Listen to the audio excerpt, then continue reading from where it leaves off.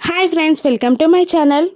ఈరోజు వీడియో చాలా ఇంట్రెస్టింగ్గా ఉందండి. వీడియోని ఇక్కడ స్కిప్ చేయకుండా ఎండ్ వరకే చూసేయండి. జగదాత్రి కేదార్ ఇద్దరు ఒకరికొకరు ప్రపోజ్ చేసుకుంటూ వాళ్ళ ప్రేమని పంచుకుంటూ ఉండగా వాళ్ళ ప్రేమని చూసిన అక్కడ ఉన్న రెస్టారెంట్ మెంబర్స్ అందరూ గట్టిగా క్లాప్స్ కొడుతూ కంగ్రాట్స్ యంగ్ మ్యాన్ అని చెప్తూ ఉండగా అతని భార్య ఇలా అంటూ ఉంటుంది, పెళ్ళైతే ప్రేమ పోతుంది అనుకుంటారు, మీ జంటని చూపించాలి, పెళ్ళి తర్వాత ఎలా ప్రేమించుకోవాలో తెలుస్తుంది, కంగ్రాట్స్ అని ఆవిడ అంటుండగా థ్యాంక్ యూ అని జగదాత్రి కూడా సమాధానం ఇస్తూ ఉంటుంది. ఇక వాళ్ళు అలా మైమర్చిపోయి ఒకరితో ఒకరు మాట్లాడుకుంటూ ఐఫై ఇచ్చుకుంటూ వాళ్ళ గతంలో జరిగిన సంఘటనలని అన్నిటినీ అందమైన జ్ఞాపకాలని నెమరు వేసుకుంటూ ఉంటారు. ఒకసారి జగదాత్రి మాట్లాడుతుంటే కేదార్ మైమర్చిపోయి చూస్తూ ఉంటే కేదార్ మాట్లాడుతుంటే అలాగే చూస్తూ ఉండిపోతుంది జగదాత్రి. ఇక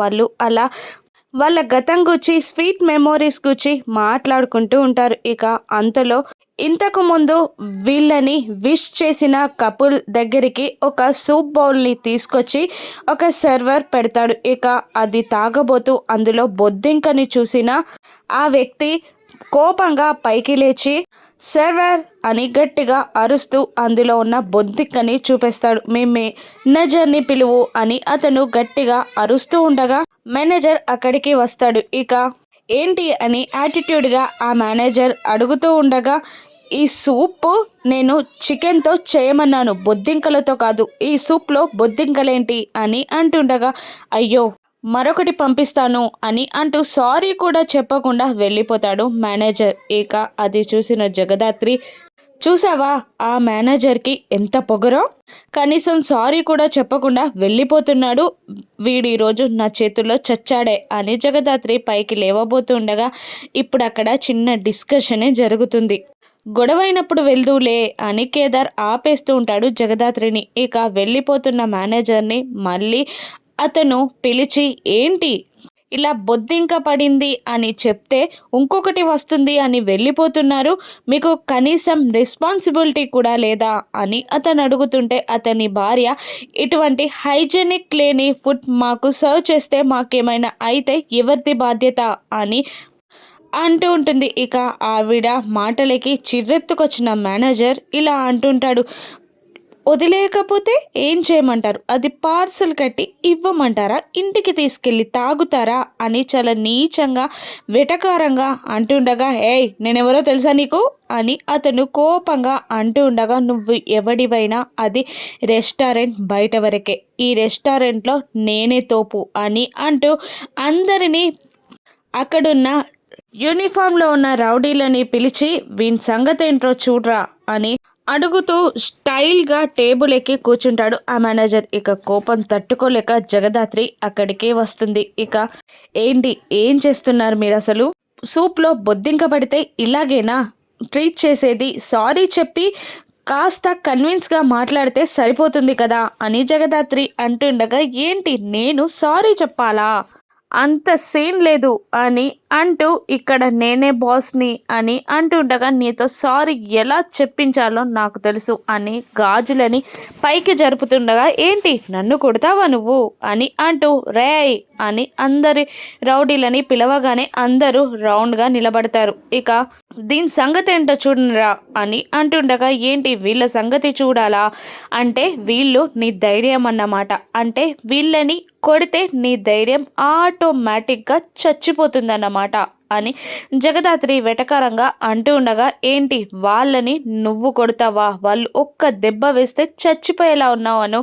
మేనేజర్ అంటూ ఉండగా, సరే నువ్వన్న ఛాలెంజ్ ప్రకారమే ఒక్కొక్కరిని ఒక్కొక్క దెబ్బతో పడగొడతా అని పొగరుగా జగదాత్రి అంటూ ఉండగా, రౌడీలందరూ జగదాత్రిపై దాడి చేయగా ఒక్కొక్క రౌడీని ఒక్కొక్క పంచ్కి పడేసి ఆ తర్వాత మేనేజర్ చెంపలని చటాచట్ మని అంటూ పగలగొడుతూ ఉండగా, సారీ మేడం సారీ అని అంటుంటాడు ఆ మేనేజర్. నాకు కాదు అక్కడ సారీ చెప్పాలి, అయినా బొద్దింక పడిన సూప్ని నువ్వే తాగలరా అని బలవంతంగా జగదాత్రి తాగిస్తూ ఉండగా ఆ సూప్ బౌల్ని నెట్టేస్తాడు ఆ మేనేజర్. ఇక ఆ మేనేజర్ సూప్ బౌల్ని నెట్టేయడంతో అక్కడే ఉన్న ఒక వ్యక్తి కాలు మీద సూప్ పడి తన చెప్పుని విడిచి అక్కడ ఫుట్ ప్రింట్ వేస్తాడు. ఇక జగదాత్రి ఆ మేనేజర్ని వాళ్ళకి సారీ చెప్పమంటుండగా ఆ కపుల్, మీ సారీ నాకెవరికి కావాలరా, నేనెవరో తెలుసా, ఫుడ్ ఇన్స్పెక్టర్ని, ఈ రోజే ట్రాన్స్ఫర్ అయి వచ్చాను, రేపు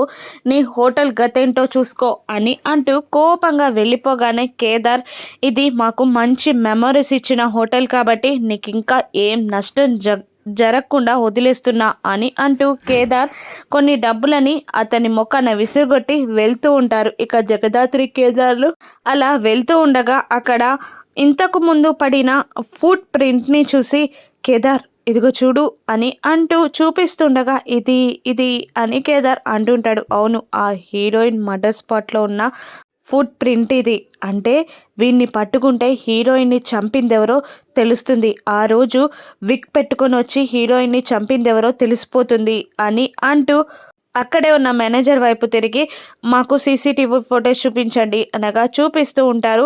ఆ మేనేజర్ జగదాత్రి కేదార్లకి సీరియస్గా చూస్తూ ఉన్న జగదాత్రి కేదార్లకి రమ్య నుండి కాల్ వస్తుంది. ఇక హీరోయిన్ మేనేజర్ చెప్పినట్టు బస్ హిస్టరీలో అతని పేరు లేదని, యాక్సిడెంట్ వల్ల ఆ తర్వాత రోజు బస్సు వచ్చిందని, వాడు చెప్పిన వివరాలన్నీ తప్పని, ప్యాసింజర్ లిస్ట్లో వాని పేరు కూడా లేదని రమ్య చెప్పగానే, మీకు ఒక హోటల్ అడ్రస్ చెప్తున్నాను, ఇక్కడికి వచ్చి ఈ సీసీటీవీ ఫుటేజ్ అంతా కలెక్ట్ చేసుకోండి అని అంటూ ఉంటుంది జగదాత్రి. ఇక అప్పుడే ఆ సీసీటీవీ ఫుటేజ్లో ఆ వ్యక్తి హోటల్ నుండి నడుచుకుంటూ బయటికి వెళ్ళిపోవడం చూసి, నడుచుకుంటూనే వెళ్ళిపోయాడు, చూద్దాం పదా అని అంటూ పార్కింగ్ లాట్ వైపు వెతుక్కుంటూ వెళ్ళిన జగదాత్రి కేదార్లకి అప్పుడే అటువైపుగా నడిచి వస్తున్న హీరోయిన్ మేనేజర్ దొరుకుతాడు. ఇక మళ్ళీ మాస్కులు వేసుకొని వెళ్ళి ఆ మేనేజర్ని ఇన్వెస్టిగేషన్ చేస్తూ ఉంటారు. అసలు నువ్వు తిరుపతికి వెళ్ళలేదు, ప్యాసింజర్ లిస్ట్లో నీ పేరు లేదు, ఆ రోజు అక్కడ ఫుట్ ప్రింట్లో 6 వేళ్ళున్నాయి, హీరోయిన్కి దగ్గర వాళ్ళ వ్యక్తులు ఎవరైనా అలా ఉన్నారా అని అంటూ ఉండగా, ఆ రోజే అన్ని వివరాలు చెప్పాను కదా మేడం, నేను ట్యాబ్లెట్ వేసుకోవాలి, కార్లో ఉన్నాయి అని అంటూ స్టేషన్కి తీసుకెళ్తాను అని జగదాత్రి కేదార్లు బెదిరిస్తుండగా వాళ్ళని తప్పించుకొని పారిపోతూ ఉంటాడు హీరోయిన్ మేనేజర్. ఇక వాడిని పట్టుకోవడానికి చాలా ట్రై చేస్తారు కానీ వాడు మిస్ అవుతాడు. అప్పుడే హోమ్ మినిస్టర్ దగ్గరికి తన బామ్మర్ది వచ్చి, నీకు బ్యాడ్ టైం స్టార్ట్ అవుతుందని, నీ కాళ్ళ కింద భూమి కదలబోతుందని వార్నింగ్ ఇస్తూ ఉండగా, నువ్వు నాకు అదృష్టమన్న ఒకే ఒక మాటతో నిన్ను వదిలిపెడుతున్నానరా, లేకపోతే నిన్ను చంపేస్తా అని బెదిరిస్తుండగా, ఇప్పటికే జగదాత్రి అదే జేడి నీకు మేకై కూర్చుంది, ఇక నన్ను చంపితే నిన్నుంచదు అని అంటూ వార్నింగ్ ఇస్తుండగా అప్పుడే హీరోయిన్ మేనేజర్ అక్కడికి వచ్చి ఆయాసంగా కక్కుతూ, జేడీకేడి ఇన్వెస్టిగేషన్ చేసినట్టు నన్ను పట్టుకుంటే మీరు కూడా దొరికిపోతారు అని అనగానే వాణ్ణి కేరళకి వెళ్ళిపోమ్మని చెప్తూ ఉంటాడు హోమ్ మినిస్టర్. ఇక అలాగే అని అంటూ అతను వెళ్ళిపోగానే కన్నింగా నవ్వుకుంటూ ఉంటాడు హోమ్ మినిస్టర్. ఇప్పుడు నీ దాకా చేరారు అంటే ఆ తర్వాత నీ దగ్గర నుండి నా దాకా చేరుతారు, ఇక నిన్ను చంపడమే బెటర్ అని అనుకుంటూ ఉంటాడు హోమ్ మినిస్టర్. ఇక హీరోయిన్ మేనేజర్ని చంపుతున్న హోమ్ మినిస్టర్ని జేడీకేడి పట్టుకోగలరా? రాను ఎపిసోడ్స్లో చూద్దాం. Thank you for watching.